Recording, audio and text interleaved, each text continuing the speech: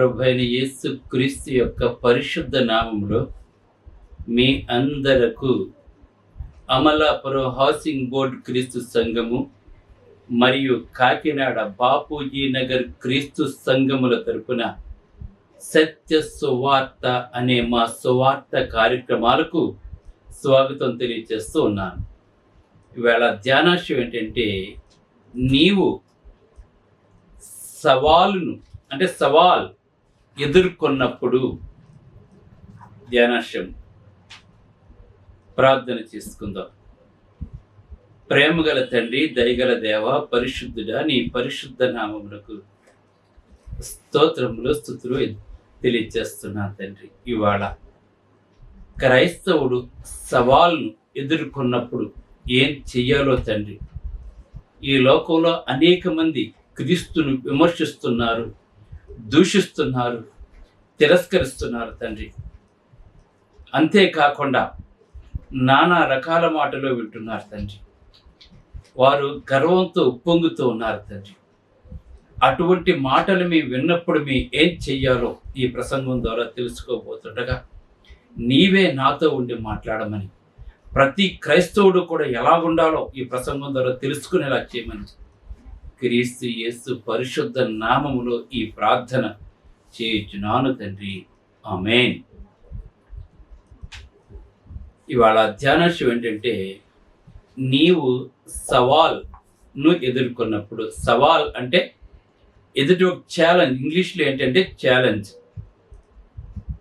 అవతల వాడు ఛాలెంజ్ చేస్తున్నప్పుడు మనం ఏం చెయ్యాలి? ఉదాహరణ ఏంటంటే, నేను ఇంతకు ముందు ప్రసంగంలో తెలియజేశాను. మొదటి సమూయేలు గ్రంథము 17వ అధ్యాయం 24వ వచనంలో కనుక మనం చూసినట్లయితే, అక్కడ 17వ అధ్యాయంలో ఏలా అనే లోయలో గోలియాతు ఇశ్రాయేలు రాజును, ఇశ్రాయేలు ప్రజలందరికీ కూడా ఒక సవాల్ విసిరాడండి. ఆ సవాల్ ఏంటంటే, మీలో ఒక్కడు నన్ను ఎదిరించినట్లయితే, నన్ను జయించినట్లయితే మా సైన్యం మొత్తం మీకు దాసోహం అయిపోతాం అని 40 రోజుల నుండి అతను ఇశ్రాయేలు ప్రజలకు సవాల్ విసురుతూ ఉన్నాడండి. అయితే అక్కడ ఉన్న చాలా ఇశ్రాయేలు సైన్యం కానీ, సౌలు కానీ ఏ ఒక్కరు కూడా ఆ సవాల్ను స్వీకరించకుండా మౌనం అయిపోయారండి. ఆ సవాల్ను స్వీకరించలేకపోయారండి వాళ్ళు. ఆ గోలియాతును చూసి భయపడ్డారండి వాళ్ళు, రాజుతో సహా. అందుకే ఇవాళ ఎందుకు చెప్తున్నాను అంటే, ఆ రోజున గోలియాత్ సవాల్ విసిరినప్పుడు ఆ సౌలు ఇజ్రాయేల్ ప్రజలు ఎలాగైతే మౌనంగా ఉంటున్నారో, ఈవేళ క్రైస్తవులు, సువార్తికులు ఇంకా కొంతమంది స్పందించినా కూడా చాలామంది మౌనంగా ఉంటున్నారు. ఒకసారి నేను ఇంకొక ఆయన మాట్లాడుకుంటున్నప్పుడు సందర్భంలో క్రైస్తవులు ఎలా ఇంత దారుణంగా విమర్శిస్తున్నారు కదా అంటే, ఆయన మాట్లాడుతున్నాడు, సంఘం ఎత్తబడినప్పుడు దేవుడే చూసుకుంటాడని చెప్తున్నాడు తప్ప తను మాత్రం ఏమీ చేయడట్టు. అంటే వాళ్ళ నమ్మకం అది. అయితే ఇక్కడ చూసినట్లయితే ఆ సవాలు విని వీళ్ళు ఎలాగైతే మౌనం అయిపోయారో, ఈవేళ బహు ఎక్కువ మంది పరిశుద్ధులు సౌలు వలెను, ఇశ్రాయేలు ప్రజల వలెను భక్తిహీనతను ఎదుర్కొన్నప్పుడు వారు తమ ముఖాలు కప్పుకుంటున్నారండి. ఈవేళ రామ్ మనోహర్ దాస్ కానీ, కరుణాకరన్ లాంటి వాళ్ళు కానీ, ఇంకా అనేక మంది క్రైస్తవ్యాన్ని ఛాలెంజ్ చేస్తున్నారండి. ఈవేళ ఎంత దారుణంగా దుర్భాషలు మాట్లాడుతున్నారంటే, నిజంగా ఘోరాతి ఘోరంగా మాట్లాడుతున్నారు. మనకెందుకులే అని చెప్పి మనం గనక ఆ సౌలులాగాను, ఇశ్రాయేలు ప్రజల్లాగాను మౌనంగా ఉండి మన ముఖాన్ని కిందకి పెట్టుకున్నట్లయితే వాళ్ళు ఇంకా పెట్టరేగిపోతూ ఉంటారు. అయితే వాళ్ళందరూ మౌనంగా ఉన్నా కానీ అక్కడ దావీదు ఒక్కడే మౌనంగా ఉండలేకపోయాడండి. దావీదు ఒక్కడే మౌనంగా ఉండలేక ధైర్యంగా ఎదుర్కొని విజయాన్ని సాధించాడండి అతను దావీదు. అలాగనే పరిశుద్ధులలో చాలా తక్కువ మంది దావీదు వలె భయపడక ఎదురు తిరిగి నిలబడతారండి. ఆ దావీదు ఎలాగైతే మౌనంగా ఉండకుండా వాళ్ళ 40 రోజుల నుంచి ఛాలెంజ్ చేస్తుంటే వాళ్ళ తలలు కిందకి పెట్టుకుని మౌనంగా ఎలాగైతే ఉండిపోయారు, ఈవేళ అనేక మంది క్రైస్తవులు, అనేక మంది సువార్త, కొంతమంది తిప్పికొడతారు, మంచిదే అండి అలాగే. కానీ చాలామంది ఈవేళ మనకెందుకులే అని చెప్పేసి ఆ సౌలు వలె ఇశ్రాయేలు తల కిందకి పెట్టుకుని మౌనంగా ఉంటున్నారండి. దావీదు వలె భయపడక ఎదురు తిరిగి నిలబడాలండి మనం. ఎందుకంటే విశ్వాసులు స్థిరమైన నమ్మికతో భక్తిహీనతను ఎదుర్కొంటే విజయం తప్పకుండా వస్తుందండి. మరి రాజు భయపడ్డాడు, సైన్యాధిపతి భయపడ్డాడు, ఇశ్రాయేలు ప్రజలు మొత్తం సైన్యం భయపడితే దావీదు ఎందుకు భయపడలేదండి? దానికి కారణం ఏంటి అని మనం ఒకసారి ఆలోచన చేసినట్లయితే ఈవేళ మనం కూడా విశ్వాసుల భక్తిహీనత యొక్క సవాళ్ళను ఎదుర్కొంటూనే ఉన్నాం. మన ఈవేళ మనం ఇటువంటి సవాళ్ళు ఎవరి వల్ల కలుగుతాయంటే మన చుట్టూ ఉన్న సమాజం నుండి, లేదా స్నేహితుల నుండి, లేదా బంధువుల నుండి, ఇంకా రక్షణ లేని బంధువుల నుండి, లేదా వర్క్ చేస్తే పార్ట్నర్స్ ఉన్న వారి దగ్గర నుంచి, ముఖ్యంగా ఈవేళ సోషల్ మీడియా నుంచి ఎక్కువ సవాల్స్ మనం ఎదుర్కొంటున్నాం. ఈవేళ మనం వాళ్ళు ఇష్టం వచ్చినట్టు మాట్లాడుతున్నారు, వెటకారం చేస్తున్నారు, క్రైస్తవులను గొర్రెలు అంటున్నారు, క్రైస్తవ్యాన్ని ఎడారి మతం అంటున్నారు, అది మనది కాదు అని మాట్లాడుతూ ఉన్నారు, లేదా శవాన్ని ఆరాధిస్తున్నారని చెప్పి మాట్లాడుతూ ఉన్నారు, పెట్టిరేగిపోతున్నారండి. కానీ మనం మౌనంగా ఉండకూడదండి. విశ్వాసుల తిరస్కారాన్ని, ప్రశ్నలు ఎదుర్కొంటున్నాం అని వేళ అపవాది తన తంత్రాలను ప్రయోగించకుండా విశ్రమించడండి. వాడు అలా మాట్లాడుతున్నాడంటే ఎందుకు మాట్లాడుతున్నాడు, ఎవరమ్మలా మాట్లాడుతున్నాడు తెలుసా మీకు?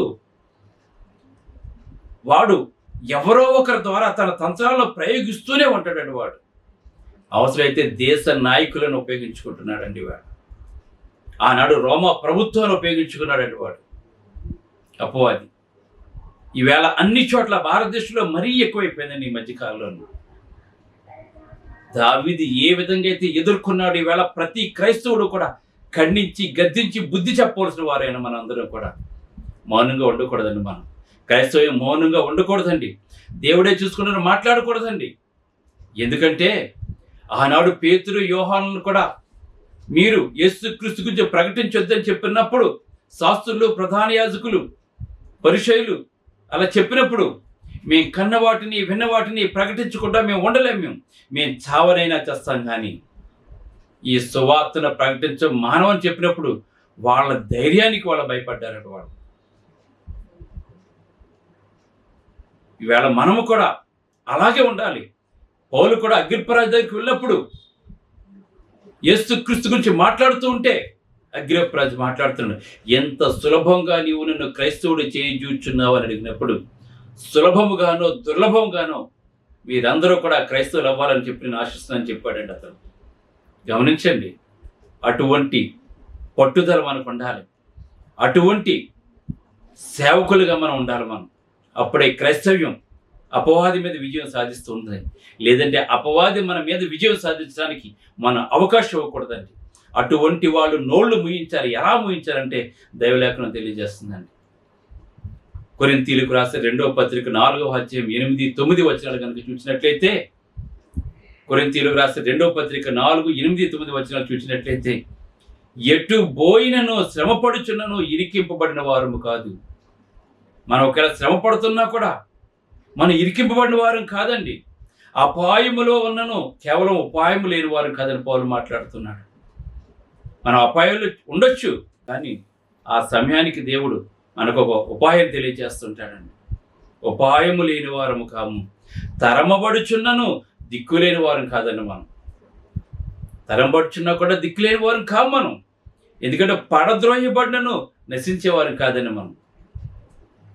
మనం పడద్రోయబడుతున్నా కూడా నశించేవారు మాత్రం మనం కాదండి. మనం ఎందుకంటే మన ప్రభు మనకు తోడుగా ఉంటాడండి.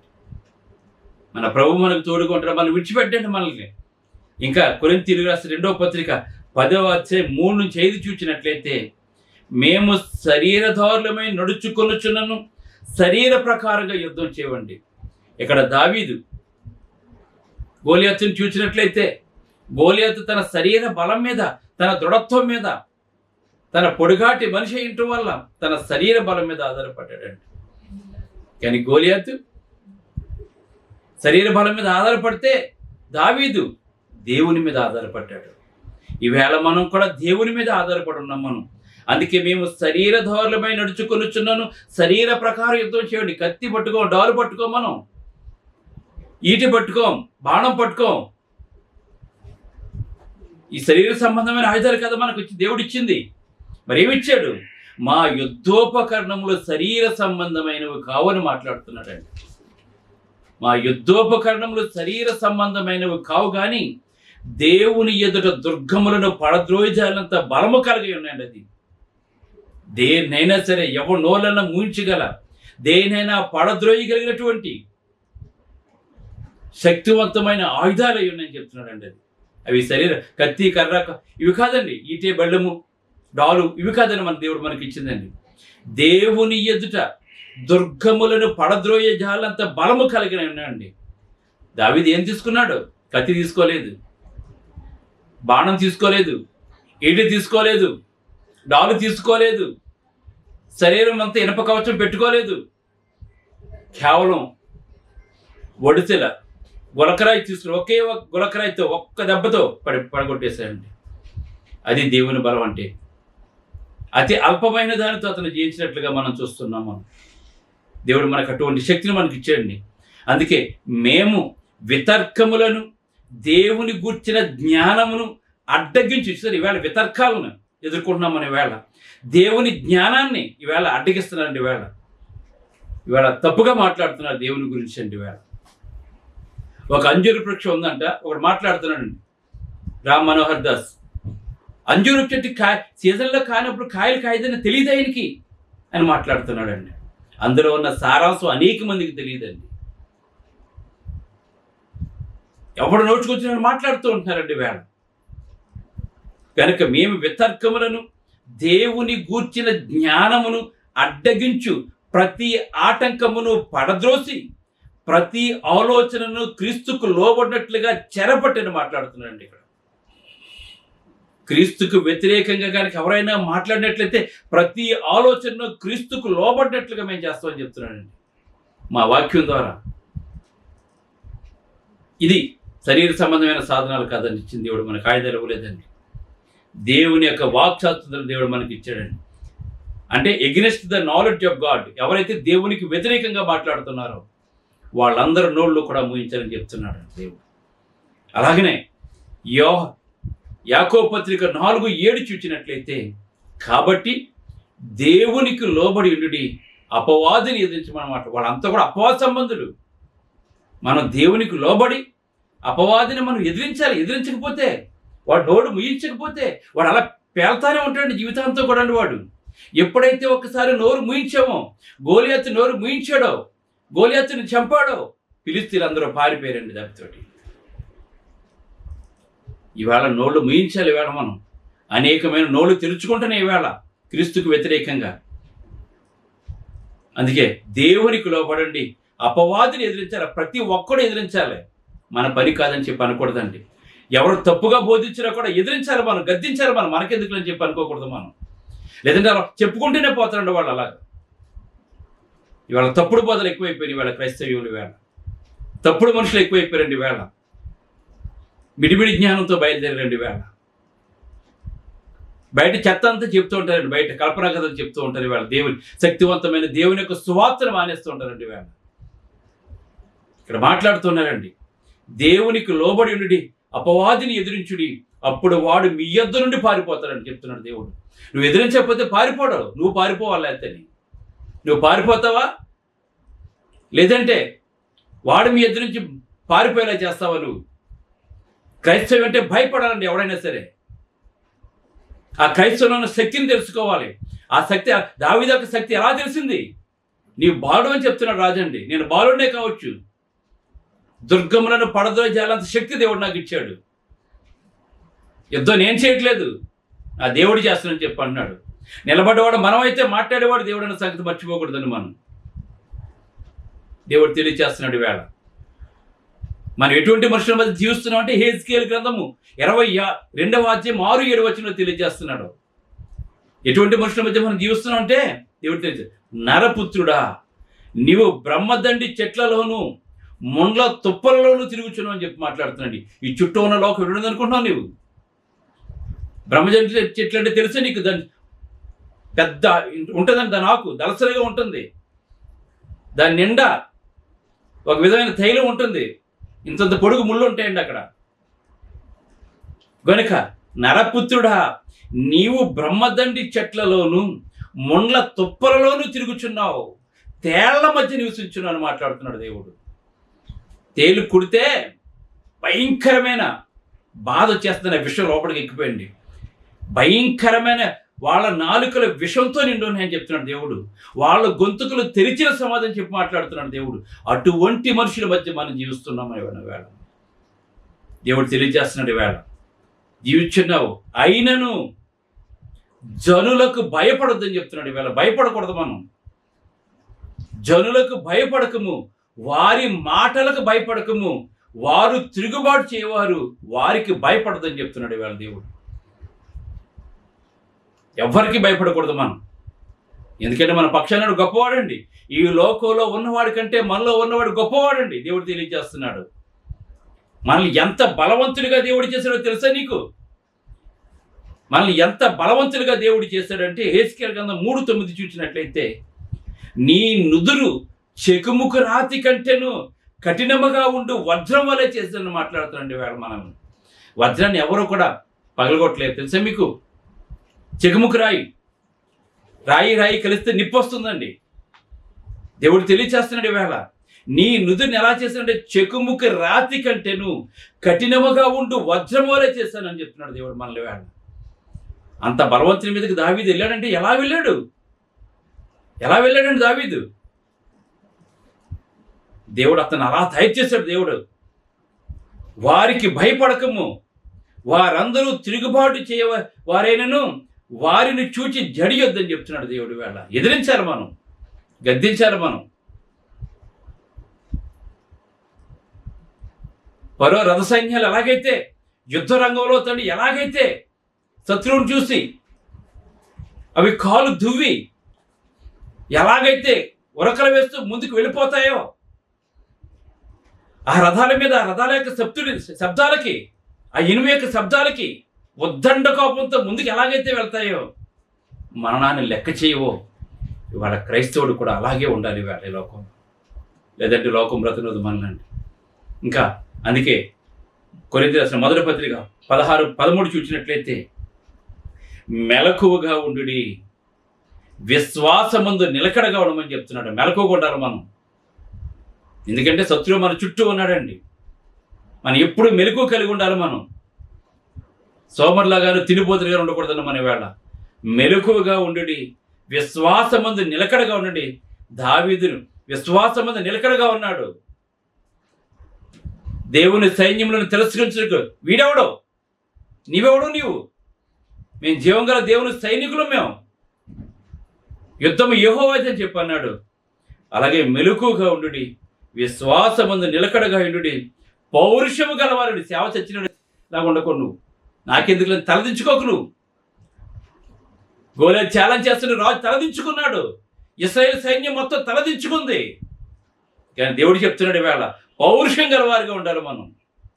పరో రథాస్తుములలాగా ఉండాలి మనం. వేళ మన దేవుడు తెలియజేస్తున్నాడు. వేళ తల దించుకుని ఉంటే లోకం బతకలేదండి. ఎవరైనా సరే మనం మంచితనం అనుకుంటున్నాం కదా, తల దించుకుంటూ మంచితనం అనుకుంటున్నాం కదా.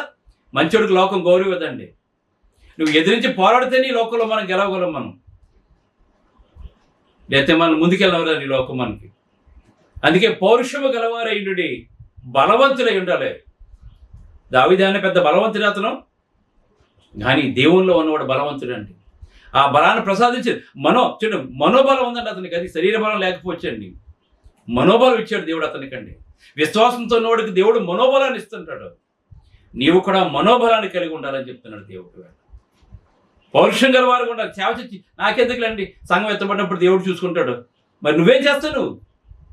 నువ్వేం చేస్తావు? మరి నువ్వేం ప్రకటిస్తావు సువార్త? నువ్వు కనీసం ఎవడైనా తప్పు చెప్తుంది, తప్పు అని చెప్పలేనప్పుడు నువ్వు ఎందుకు సువార్త ప్రకటిస్తున్నావు? నువ్వు ఎదుటివాడిని నిందిస్తుంటే మౌనంగా వెళ్ళిపోతావు. నువ్వు యేసుప్రభు శాస్త్రులకి, పరిచయులకి, ప్రధాన యాజకులకి కౌంటర్ ఇవ్వలేదండి. మౌనంగా ఉన్నాడండి ఆయన. ఎన్ని ఉపమానాలు చెప్పాడు వాళ్ళకి. ఖండిస్తూ వచ్చాడు యేసుప్రభు వారు వాళ్ళని. సున్నము కొట్టిన సమాధులని చెప్పాడండి వాళ్ళని. ఒక ద్రాక్ష తాటు కాపులకు గుత్తకిస్తే వాళ్ళ పనివారిని పంపిస్తే చంపేశారు, మళ్ళా పంపిస్తే చంపేశారు, కుమారుడిని పంపిస్తే కుమారుడిని చంపేశారు. అప్పుడు తను ఏం చేస్తాడండి? అప్పుడు రాజు వెళ్ళి వాళ్ళందరినీ సంహరించి ఆ తోటని హ్యాండ్ ఓవర్ చేసుకున్నాడండి. ఎవరి గురించి చెప్పాడు? శాస్త్రులు, పరిచయులు, ప్రధాన యాజకుల గురించి చెప్పారండి. ఊరుకోలేదని యేసుప్రభు ఎక్కడ కూడా. నువ్వు క్రీస్తుని ధరించుకుంటే కనుక నీవు కూడా అలాగ ఉండాలి. అందుకే ఫిలిప్పీయులకు రాసిన పత్రిక 1:27-28 చూసినట్లయితే, మీరు ఏ విషయంలోనూ ఎదురించు వారికి బెదరక, దేవుడు తెలియజేస్తున్నాడు, మీరు ఏ విషయంలోనూ ఎదురించు వారికి బెదరక సువార్త విశ్వాస పక్షమున పోరాడుతూ ఉండాలి. మనది సువార్త విశ్వాస పక్షమున పోరాడుచు మీరు క్రీస్తు సువార్తకు తగినట్లుగా ప్రవర్తించండి. అట్లు మీరు బెదరకుండుట వారికి నాశనం అండి. దావీదు బెదరలేదు కనుక వాళ్ళు నాశనం అయిపోయారండి. వాళ్ళది దావీదు కనుక బెదిరిపోతే వీళ్ళ నాశనం అయిపోతుందండి. ఇక్కడ కనుక చెప్తున్నాడు, అట్లు మీరు బెదరకుండుట వారి నాశనమును మీకు రక్షణయు కలుగునంటకు సూచన అయింది. ఇది దేవుని వల్ల కలిగిందని చెప్తున్నాడు. దేవుని వల్లే చేయగలం. మనం ఏం చేసిన దావీదు దేవుని వల్లే చేశాడు. ఈ యుద్ధం యెహోవాది అన్నాడు, అందుకే చేయించాడండి. కనుక మనం ఎవరైనా సరే క్రైస్తవ్యాన్ని సవాల్ చేస్తున్నప్పుడు మనం మౌనంగా ఉండకూడదండి. దావీదు వలే ఉండాలి, పోరాడాలి. గెలిపించేవాడు దేవుడు. ప్రార్థన చేసుకుందాం.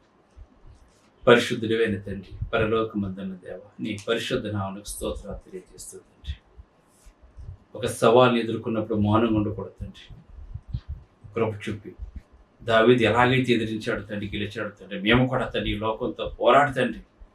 తేళ్ల మధ్య మేము జీవిస్తున్నాం తండ్రి, బ్రహ్మజండి చెట్ల మధ్యన ముళ్ళ మధ్యన మేము జీవిస్తున్నాం ప్రభు.